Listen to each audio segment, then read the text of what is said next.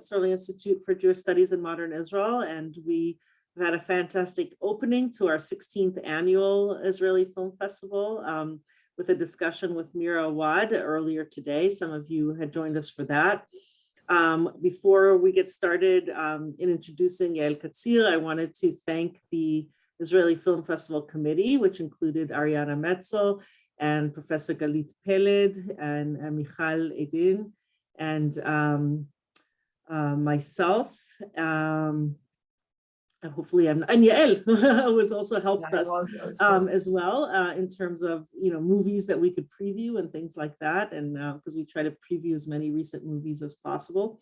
And I'd like to thank all of our co-sponsors. So we have widespread support across Michigan State University. So the College of Arts and Letters, the College of Social Science, James Madison College, the Residential College of Arts and Humanities, the Office of Inclusion and Intercultural Initiatives, the Muslim Studies Program, the Center for European, Russian, and Eurasian Studies, the History Department, and Hillel. So we're really lucky to have such widespread support for this film festival. So I'd love to introduce Professor Yael Katzir, who's an award-winning documentary maker. We have gotten to know Professor Katzir very well over the years. She taught at MSU in 2012 and in 2017, and is currently teaching virtually a class on From Collective Identity to Personal Diversity, Israel Documentary Filmmaking. So the students are really lucky to have both a film professor and award-winning documentary maker here at MSU. And we've also shown so many of Dr. Katzir's films, award-winning films here at MSU at previous film festivals. So she has a BA and MA in History and English Literature from the Hebrew University and a PhD from UCLA and the Hebrew University, a doctoral degree in history from the Hebrew University, an MSc in Broadcasting and Film from Boston University. She has taught at multiple universities and headed the history department and lectured in film studies at Beit Berg College. She taught at Tel Aviv University's film department, at Hebrew University in the history department. So she has an extensive experience as a professor of film studies.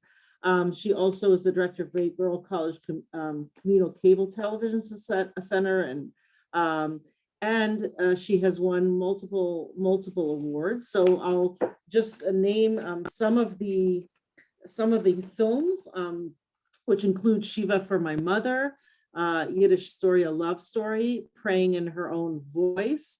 We've shown at previous film festivals Shores of Light. We've shown Violins in Wartime in previous film festivals. Last year we showed the Albanian Code. And Women of the Wall she's made, and so many of them have gotten awards. So I don't have time to name through, but an important one I think that may be relevant to the film that we viewed for today is Company Jasmine, which won multiple awards, first prize for Best Documentary Film in International Film Festivals, jury awards in international film festivals, and all kinds of other awards from many festivals that she has shown it around the world, as well. And yeah, almost all her films have almost gotten awards, and we've loved and treasured them. One thing that's really nice, and that'll lead me into asking perhaps a first question or two, and then I'll open it up to the audience, and you can raise your hands electronically or put it in the chat. And before I get started too, we're first going to be discussing with Professor Katzir her own documentary on My Grandmother Had a Gun.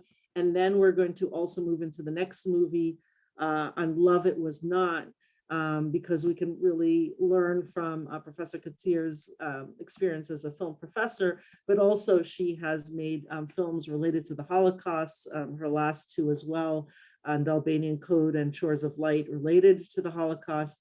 And so she has that perspective of making her own films related to the Holocaust as well that she can bring to our discussion of that film.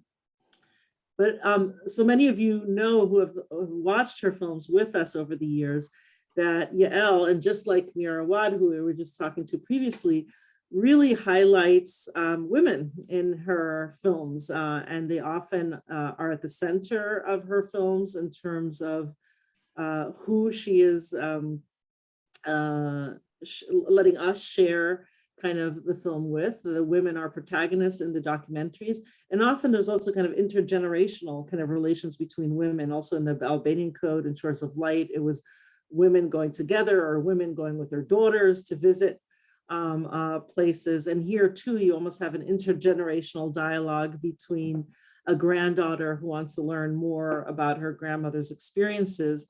So I wanted to ask you about that, Yael. Your decisions to kind of highlight these women protagonists and to intergenerational relationships among women, their friendships, their daughters and mothers, granddaughters and grandmothers. So that's one question. And maybe a second question is, as this highlights kind of women's contribution to the military and to rescue missions in Nazi Germany as well, does this, or what is the relationship from Company Jasmine? How did you choose kind of this topic? Was it informed by that interest previously in Company Jasmine? So let us start off with that, and then we'll look for more questions from people who have joined us. First of all, Yael, thank you very much for inviting me. And after everything that you said about me, I'm afraid to open my mouth. Indeed. So thank you very, very much. And you have been really wonderful in helping me to build everything for this specific evening. I didn't quite understand your questions. I mean, for me, I did Company Jasmine for a very mundane reason, because it was the 40th or 45th anniversary of Israel, and they didn't ask me to do any film. So I said, well, I have to do my own film. And then I went back to the base where I've served most of my military service, about 12. And I asked them, what do you think I should do? And they said, well, do a film about women officers' school. So this is what I did. I went into research for at least half a year. Maybe it was more like a full year that I did it. And then I went back to the army with the cameraman, because I don't do the camera. Part of it, my son, at the end, my son came along with me because we had to stay in the camp for, I don't know, for a few days. And this is how Company Jasmine happened. But the other films, I felt, well, I would say that I'm a feminist, and my generation is in this. And I felt that I want to show and to emphasize what women and how women have contributed to our society. And I want to tell you that already in the War of Liberation, my cousin Mira Ben Ari, about whom there is now a film that causes a lot of discussions, done by, I forgot his name. It's better not to mention it, but they call it a picture of triumph. And he tries, she is the heroine of the film, and this is the struggle over Nitzanim. She was the only teleprinter she knew how to communicate. She was a communication person. And she sent her son, who was at the time 2 years old. She was a beauty. She was a very, very beautiful woman. And she sent her son with all the children who were evacuated from the kibbutz. All the women and the children were evacuated from the kibbutz. So my cousin stayed there, and until, unfortunately, they didn't have any more ammunition, they didn't have food, they didn't have anything, and they had to give in. And she came with the commander of the place out. she was shot, then he was shot first, and then she killed one of the officers who shot him. And although she was with the white flag, she was shot and she was killed. And after this, I named also my own daughter Tamar Miriam after her. And I felt that I have an obligation to women, and that's what I'm doing. And altogether, I'm trying to do things that are positive. And it is a big question, what do you do when you do a documentary film? And I've decided that I will not go with the negative issues, and there are a lot of negative issues that one can photograph and one can show the world, but I think that the good example is no less impressive and no less influential than the negative example. And so this is what I'm doing all my life. And that's why I've taken also the issue of women very strongly as a major thing in what I'm doing. Okay, so now let's move to the movie. I don't know if you saw already the movie. I know that you have the link to the movie, and I hope that most of you have seen the movie. And we are talking about, it's a film about a lady whose name is Surika Braverman. And this lady, she died at the age of 94, shortly after I finished the film. And she used to call me almost every day, very insistingly, telling me, Yael, come and interview me, because the sun is setting. The sun is setting. This was her thing, to tell me that the sun is setting. And indeed, the sun set 2 months after we finished the film to interview her. And it was very moving and very painful. I can also say this. She was a member of Kibbutz Shamir, which is very up north. And we went all the way up to the kibbutz to interview her. I went with Esther Carmel Hakim, who is a historian in Kibbutz Ramat HaShofet, and she is working on how to return women to the page, to history. And she is writing everything that she can about women in the settlements in Israel, and she's bringing them back to life. And Surika was one of the ladies that she decided that has a right to be brought back to life. I want to say that Surika was in many ways a heroine.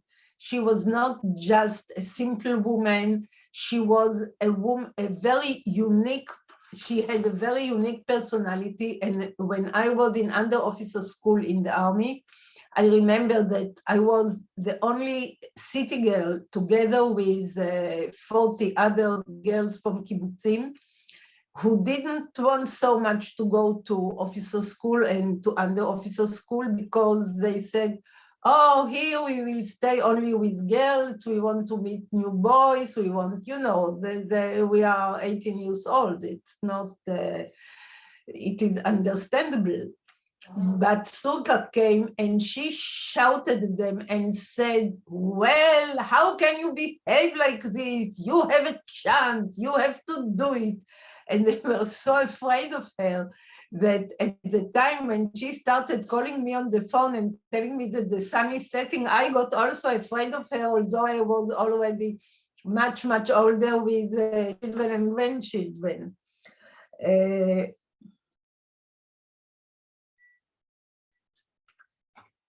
So what I want to say about Surika is that one of the purposes of this film was to crush the stigma laid on women as on the nature of women as women, and to show that women can also be fighters.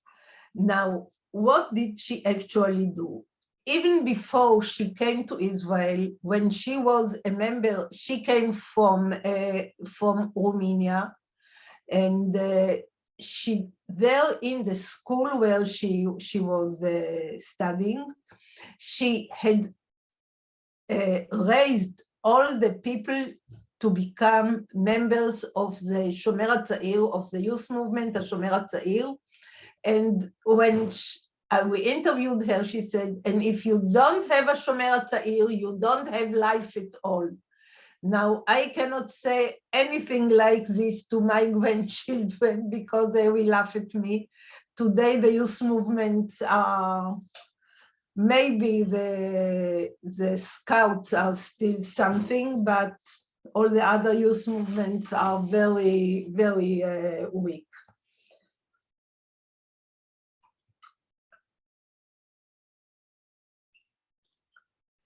And also what she used to say, that for her, the personal example, you have to understand what I'm saying.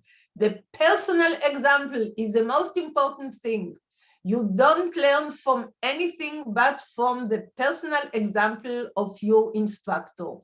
And I couldn't agree more with her, because this is also what I believe in. And I think that you cannot practice what you preach. You cannot tell people to do things if you yourself are not doing the same stuff. Now, Surika had a long life, and she had, in many ways, she represents what happened here in Zionism.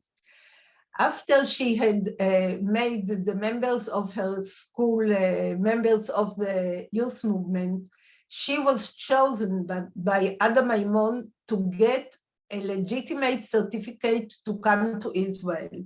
So she was a member of a group which is called Gar'in, a group that was that intended to come to Israel and start a new kibbutz. But she came 1 year before them, and she went to a school, Ayanot, where she was, or 2 years actually before them, where she was supposed to study how to do agriculture. And in the film, if you saw it, you probably listened to what she said. You didn't learn to go to work, you learned how to work, which is a big difference between go to work and how to work. And she learned especially to work with animals in the kibbutz. And another thing that was very, very important for her was the fact that in the school, they had to speak only Hebrew. Now, you have to understand, anyone who comes to a new country, he does not speak the language of the place. I'm not saying anything about what's happening nowadays with the people from the Ukraine who come to Israel, and they have a lot of families and they all speak Russians, and we look at them, we have pity on them, but we don't understand what they are saying. So they are speaking their Mameloshen, their mother tongue, but we don't understand anything. But when Surika came to Israel, she had to speak Hebrew in school, and there was no other language. So within this period that she spent in Ayanot school, she learned Hebrew very well. And I want to say that the Hebrew that the people spoke at that time, also all my generation, it's a much better Hebrew than the Hebrew spoken today. My mother wrote a book in Hebrew about her experiences, and my grandson, who opened the book, he said, "Grandma, I don't understand what she writes in the book. I don't understand her Hebrew." So I told him, you have here in the bookcase, you have a dictionary. You can open the dictionary and find out. I'm not telling you what your grandmother wrote. You should you should work a little bit harder and get a proper Hebrew in a larger vocabulary, in other words. So I want to say that Surika in many ways is a mirror of the agricultural settlement in Israel, because once she finished the school in Ayanot she was working with cows mostly, and also during that time she was drafted to the Haganah. And this is not something little, because it is something very big and very important. Haganah was an underground movement. The Haganah was an underground movement that actually was to defend Israel. And from the Haganah later came out the Palmach and also the IDF. So she tells in the film, she tells us in the film that Ada Maimon did not have enough pants for the girls, but because girls, they were going with skirts, but she found enough pants, and all the pants that she guarded in the cupboards for the next year and for the year after, and she gave them so that they will all volunteer and swear to the Haganah. But this is not the point. Once she finished Ayanot, her group, her Garin, came from Romania. They didn't come legally, they came illegally into Israel. And for the first, I think, 2 years before they got land of their own from the authorities, from the Jewish authorities in Israel, they were in Magdiel. And in Magdiel, she said, I wanted so much to be the cowgirls, the cowgirl, but we didn't have even a tail of a donkey. So I had to do whatever I could, and I would go with the bread that we baked to the nearest settlement, which was not a kibbutz, which was an ordinary settlement, to Ra'anana, and sell. And when I came back, I took children on the wagon that I was leading. So this is what she did. And then she was one of the first persons, of the first women who volunteered to the Palmach. Because when Rommel started to make progress in the West Desert, the British got very scared that he might get all the way to Israel. And they thought that they could use the military force of the Israelis. So Surika volunteered to the Palmach, and she was among the first girls. And then her commander in the Palmach sent her to under officer school and later to officer school of the Haganah. This was all very shushu, very quietly done in Joara, and she tells a lot of, she gives us in the film a lot of details about the period when she was in Joara, which was not very simple. It was not simple at all.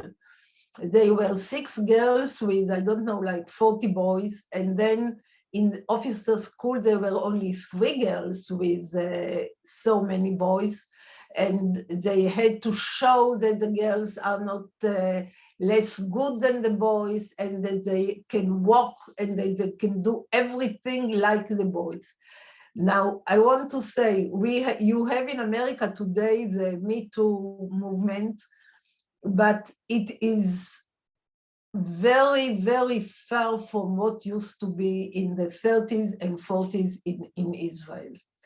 And yet the women decided that they have to be part of this struggle, and they put their shoulder into it, and they didn't escape from anything. And you know that there were a lot of women also in the ATS, in the British Army, who volunteered to the British Army. My aunt was one of them, and she always encouraged me to be also an officer in the Israeli army. No, you have the opportunity which we didn't have, so you have to take this opportunity. And then I want to say that Surika, when she finished the officer school, and not there were only three ladies who did this officer school, she did not go back to the Gar'in. She did not go back to Magdiel, but what she did was she was an instructor of ammunition, the use of ammunition and the use of guns in the northern part of Israel. And then one day a guy came to her and told her, "Are you ready to go to Europe and to be a parachutist?" She said, "I don't know, I cannot answer you. You have to ask my commander in the Palmach, in the Haganah." So in the Palmach, actually. So he said, "Yeah, but he agreed that you will go." So now I want to say something. What we see is that who does become a hero in a war? In a war, only the dead become heroes. This is the rule of the thumb. This is what happens in reality. If you die, you become a hero. And actually, the British wanted at the beginning, because of Rommel, to have like 1,000 people going to Europe. And then they reduced the number to 100. And at the end, only 37 people were part of this group, among which were 3 women, Hannah Senesh, Chaviva Reich, and Surika Braverman. Hannah Senesh and Chaviva Reich were caught and executed, and Surika was the only one who came back. But Surika is also one who did not jump from an airplane. And for her, this was a big tragedy, but she didn't jump. And in spite of this, they recognized in her so much courage that they kept her in the group, and they found for her another way to go to the Yugoslav with Tito, with the people of Tito, with the partisans of Tito. And thus she was able, Surika was able to practice the goals of what was expected from their group. And their group was expected to do, on the one hand, to assist Jews in all different ways, like helping them to move from one hiding place to another, to buy ammunition, to buy arms, and or to escape altogether. And like people in the Ukraine today. And the other goal was to help the British captured pilots to escape from their places and get back to home, or get back to their base wherever it was in Europe. Thank you so much.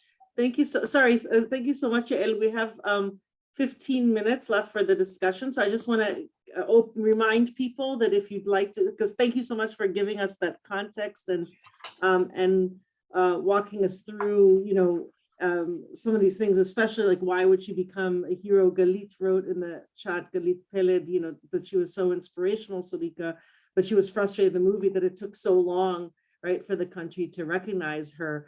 And so you just spoke to that. I don't know, I just want to kind of encourage people to ask questions. You can ask questions in the chat. Absolutely. You can ask questions in the chat, or you can, I think, raise your hand electronically if you'd like to do that. And we'll be looking for that while you're thinking of your questions. And we really encourage you to ask those questions, because in 50 minutes we'll be moving to the next movie and a discussion about the next movie, which is Love It Was Not. So I know that she describes in the movie, so while we're waiting for other questions, I'll ask one. She says that one of the proudest movies, so she did all these things to try to help people right during the Holocaust in terms of getting them food, trying to help them in a variety of different ways. But she also talks about kind of one of the most powerful moments for her in terms that she was proud of, was helping displaced camps and helping there as well. I don't know if you might tell us more about that, or if you had a chance to talk to her about that in terms of the women helping and the military helping in those displaced camps.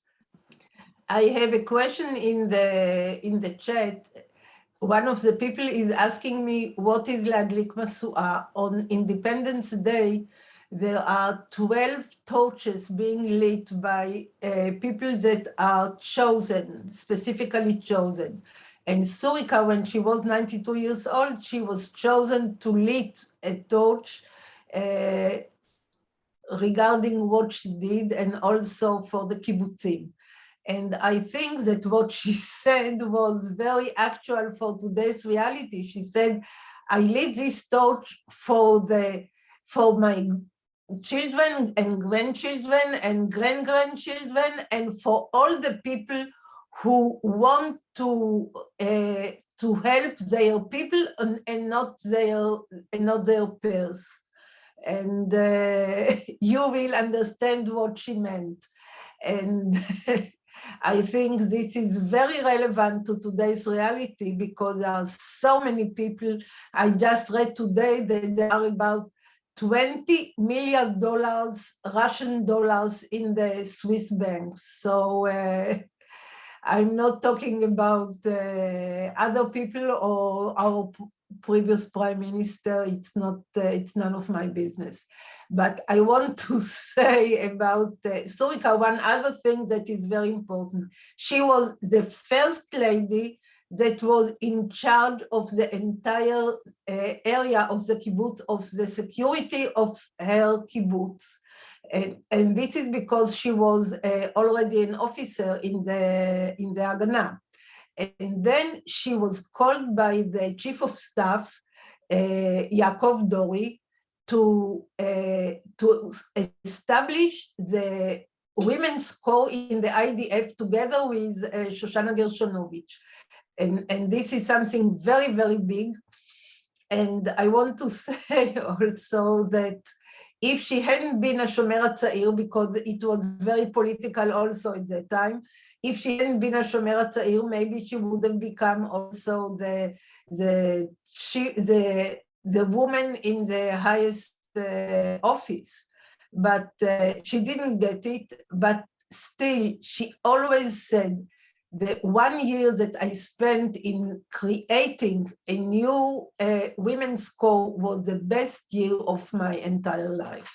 So yeah, I think this is what I can say about her. And for me, the very fact that I had interaction with her, and also, Bogi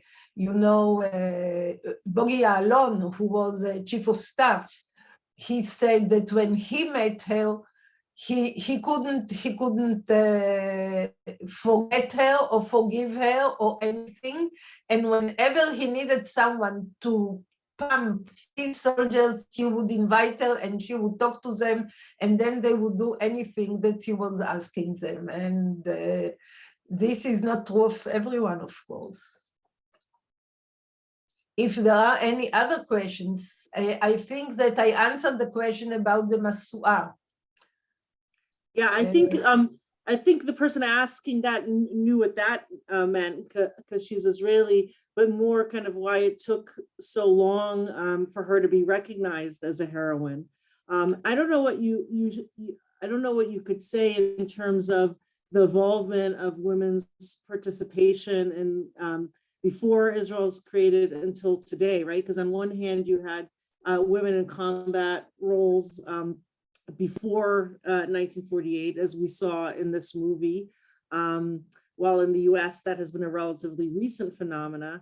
On the other hand, there have, she herself describes in the documentary that many of the women did a kind of heroic work of various kinds in displaced camps, and she herself in Europe, but that a lot of them were relegated to secretarial roles and other such roles. And of course, I don't know if you could speak to the involvement over time, since you also did the documentary Company Jasmine, in terms of kind of what's going on today with women in the military, whether you think and to what extent, or how do you see the involvement there? Well, I think that today we have women everywhere in the army, and this is after Alice Miller had applied to go to a flying course in, I think it was in 91 or at the end of the previous century, in any case, and she was permitted. And today we have women all over, and also in fighting units. And this is very, very unusual, but we have to remember that the model of women in the army and the fact that they were mostly in secretarial work or drivers came from the British Army. And the British Army was the model for everything. And once we had our army, little by little, also with the growth of the Me Too movement, it evolved. And today we have women in everything, and girls in Company Jasmine, it was in 2000. Today we are almost 22 years after, and a lot of things have developed and a lot of things have changed since then. So I think that we can only be proud of those women who want to serve and who serve in combat units. That's all I can say. I think that if I would have been at that time a soldier, I would have gone to a combat unit. Me too. Yeah, in the American context, Me Too also refers to more kind of experiencing sexual harassment and sexual assault, which of course I know. also exists within the militaries as well. So I'm still waiting for other questions, because we only have about 5 minutes on this kind of powerful film, and so many, I think, and as we all in universities think about diversifying curriculum and looking to people whose voices we haven't heard from, and especially women we haven't heard from, this is certainly, documentary is contributing to that most people have never heard of Sarika, right? And so that you're really bringing that to light. I see Ariana has a question. Go ahead, Ariana. Yeah, hi Yael. So obviously the timing was a blessing, and she even told you herself, like, her time is running out, so interview her now, and it worked out. But I'm wondering, would it have been even a better project if you had interviewed her 10 years earlier or 30 years earlier?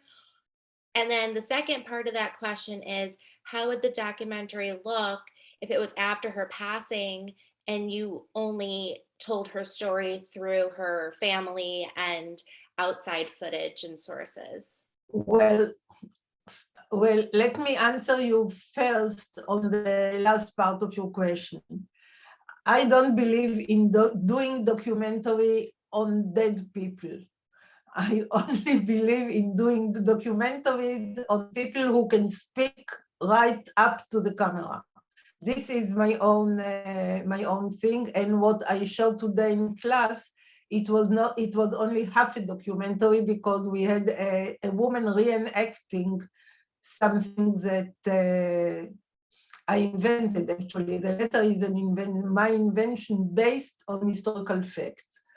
So this is the first part. The second part is, I don't think that I would have, that that I was thinking like 10 years before to interview Surika Braverman. I'm not sure that I knew who she is. We all knew about Hannah Senesh. We all knew about Habiba Reich. We didn't know about Surika Braverman. And yet I think that she would have said the same things, because when we interviewed her, she said, I have sworn to myself that until the day that I will die, I will tell the story of our group and of what we did. So I believe that she would have said more or less the same things, and she had the same energy all the time. I met her like 30 years before, and 30 years later, she had still the same energy. And I think that the entire kibbutz is still living with this energy, because this is one of the richest kibbutzim in Israel. Shamir is one of the richest kibbutzim in Israel. They have a wonderful optical fabric. Yeah. Well, we just have a couple more minutes before we move still with you to talk about the next film, Love It Was Not. So those of you who can continue with us, please do so. And we might have some additional people joining us. If you could maybe speak a little bit about your next film that you're almost finished with, so we can learn a little bit more about that. I'm ready to talk about it. And then we can look forward to looking for that soon. Thank you, Yael. Well, I'm working now on a film on my father-in-law, Professor Yael Katzir, who was killed or who was assassinated actually by Japanese terrorists at the Lod airport. And it is about 50 years, 50 years will be in the summer. And I felt that I have to do this film. My husband was there when he was shot down, and he came to pick him up at the airport. And he also saved the life of his mother by throwing her on the floor and nailing on top of her. And for us, this is something that actually marked our entire life, because we live with it day and night. We don't forget. And I think that it's not enough that schools were named after him and streets were named after him. I think that people should know what was his real contribution. And when we read today that so many countries have realized that they have to buy ammunition and new armory and new stuff, he is the one who started Chemed, Chel Mada, and he is the one who started the security fabrication in Israel. And so this is not a little. And also scientifically, he was kind of the philosopher of science. The name of the film will be Science is for Us All, because this is what he used to say to people. Science is not mine, science is not yours, science is for everybody. Science is for everybody. And unfortunately, he died too young. He had still a lot to contribute. And maybe he would have, he did irreversible mechanics, which might have given him, like other people, the Nobel Prize. And our people wanted to make him President of Israel. His brother became the fourth president of Israel. His brother was also a very prominent scientist.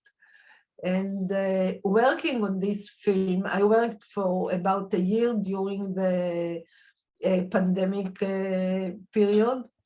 But it was very difficult because we didn't have enough visual material, because at the time there was not enough shooting. It's not, people didn't go with cell phones and did not photograph everything. So we have, what we have more is his sound And we have also the lectures that he gave at Berkeley University. They have photographed it, and also some other interviews in the television, which are not so impressive in my opinion, but this is what we have. And Well, we have photographs. Well, we look forward to seeing that. I see there's one last question about your documentary, My Grandma Had a Gun, from Galit. Do you want, if you're, I don't know if you're able to ask your question, then you can go ahead and ask it. Otherwise, I'll read it. I'll wait for a second to see if you, about giving a I know you're on, but you might be with kids or may not be. Still, she felt judged. Okay, so I'll ask Yeah, the question. Yeah, I read the question. Okay, you It's read on it. the Okay. chat. It's on the chat. Well, Surika was very human, and she felt judged, but all the same, she did what she believed in, and this is what actually characterized her, because she didn't take into consideration what other people will think about her. She did what she believed in. And she felt that she had to give the Nazi soldier a cigarette, so she gave him a cigarette. And she was asking us, what would you have done? And I said, I have not been in this situation, I don't know. Maybe I would have reacted differently, but I very much respect what you did. I think you did a very human thing. And so this was it.